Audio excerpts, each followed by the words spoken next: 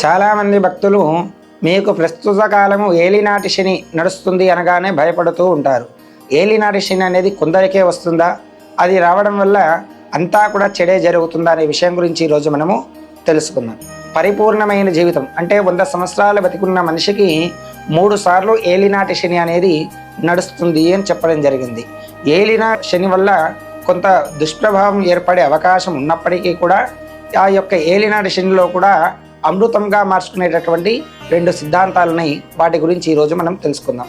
మొదటిది, స్వామికి శనీశ్వరుడు అని చెప్పబడింది. అంటే శనిదేవుడి నమస్కారం కొన్ని శివుని యొక్క ఆరాధన చేయడం వల్ల ఈ యొక్క ఏలినాటి శని ప్రభావం అనేది కొంతవరకు తగ్గించుకునే అవకాశం ఉంది. వీలైనప్పుడు ఈ యొక్క ఏలినాటి శని నడుస్తున్నప్పుడు శనివారం నాడు దేవాలయ సందర్శన, శని త్రయోదశి లేదా శని అమావాస్య నాడు శని భగవాను యొక్క తిలతైల అభిషేకాలు చేసుకున్న మీకు వాటి యొక్క ప్రభావం అనేది తగ్గుతుంది. ఈ యొక్క ఏలినాటి శని అందరికీ కూడా వస్తుంది.